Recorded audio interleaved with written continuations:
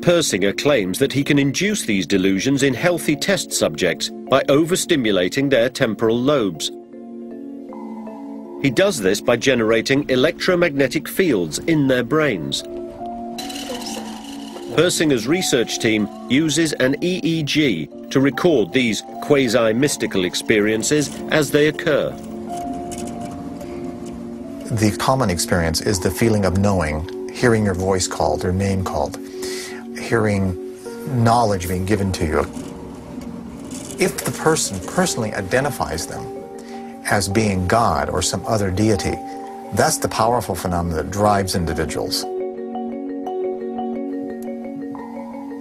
Persinger believes that cult leaders who hear voices suffer from temporal lobe epilepsy,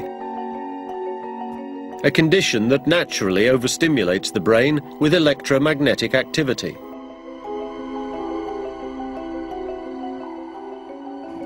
There is a distribution of cult leaders which are convinced that they are doing this by cosmic consent, and almost invariably they have to proselytize.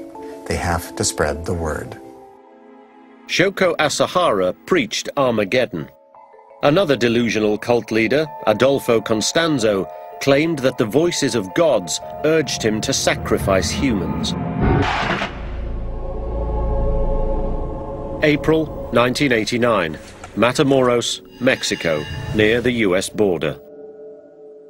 Police exhumed 13 mutilated bodies. One of the victims was an American university student, Mark Kilroy.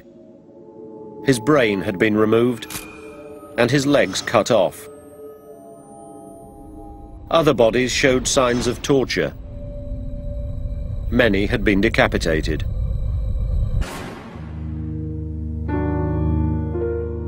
Nearby, police found a shed filled with evidence of black magic and human sacrifice. Inside, Mark Kilroy's brain was found stewing in a cauldron called an ngunga. The owner of the shed was cult leader Adolfo Constanzo, a voodoo-practicing drug dealer. His cult members believed he possessed supernatural powers. They helped him commit cold-blooded murder.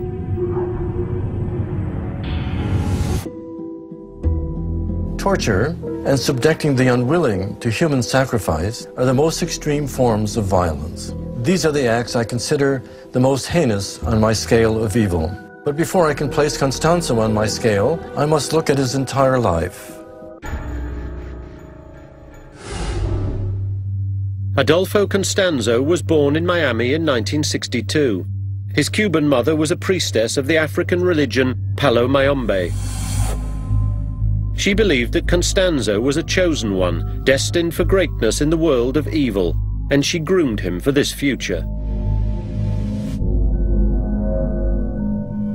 As a child, Constanzo was taught to torture and kill animals. He was praised for exhibiting no remorse. At the age of 21, Constanzo took possession of an nganga, which was filled with a brew made from sacrificed animals. This ceremony concluded his training as a Palo Mayombe priest. Learning almost nothing but black magic and animal sacrifice since birth, it is clear that Constanzo's environment played a key role in who he would become. Raised by his mother to believe that he was destined for greatness, Constanzo developed megalomania. Desensitized to inflicting pain and confident in his own supernatural abilities, Constanzo had all the elements of a deadly cult leader. In 1984, Constanzo set up shop as a Palo Mayombe priest in Mexico City.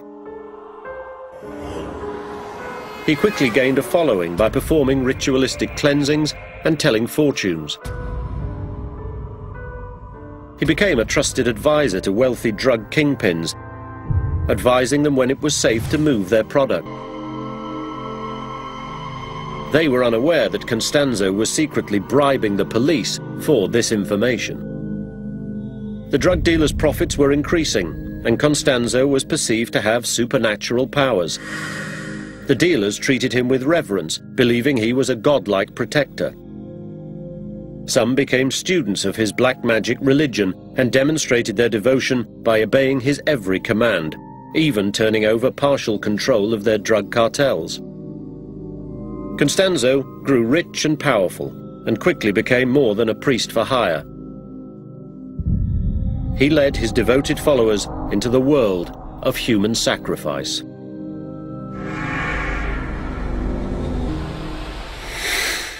In 1988, the cult leader moved his operations to a remote ranch near the Texas border. He built a temple in a small shed and ordered his followers to bring him victims for sadistic human sacrifice rituals. Over the course of 2 years, Constanzo and his cult members slaughtered 13 people in the little shed.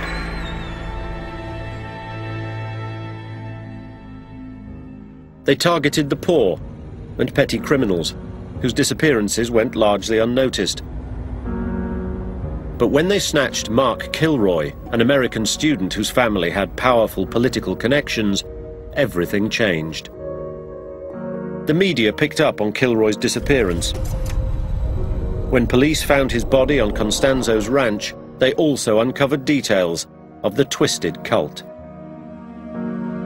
The FBI joined in the search today for leaders of a drug-smuggling cult that slaughtered at least 13 people in a Mexican border town. Police cornered Constanzo in Mexico City, but a member killed him before he could be arrested.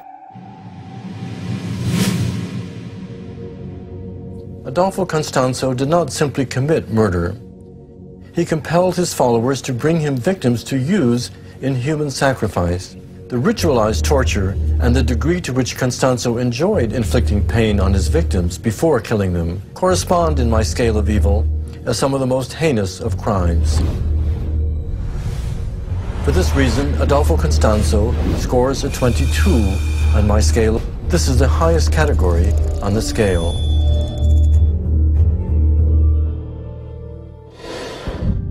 Cult leaders like Adolfo Constanzo possess highly inflated egos. They recruit followers who worship them as gods. Is this narcissism linked to their violence? Narcissists are fine as long as you praise them or treat them nicely, but as soon as you insult them or criticize them in any way, they become very defensive and very aggressive.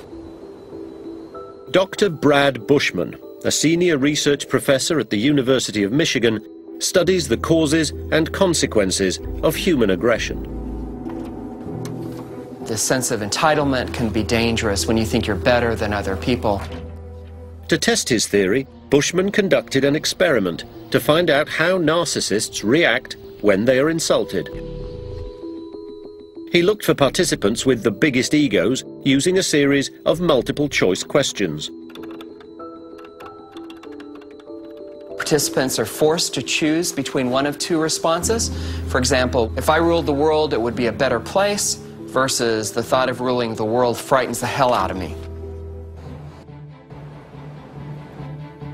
Once Bushman identified the narcissists, Just want to come in and have a seat over here. he asked them to write an essay. They were told that their essays would be marked by someone they could not see. In fact, there was no other person. The essays were assigned a grade. The experimenter then flips a coin. If it's a head, the experimenter writes an A on the paper along with the comment, great essay.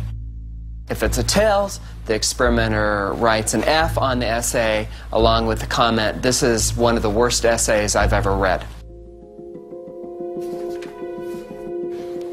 Okay, here's your partner's evaluation of your essay.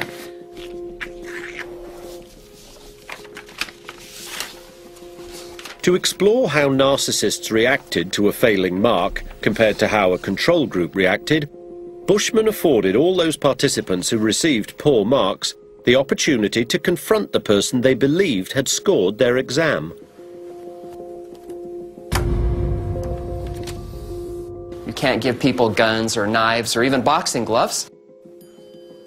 So in our studies, what we do is they have a chance to blast their partner with loud noise through a pair of headphones.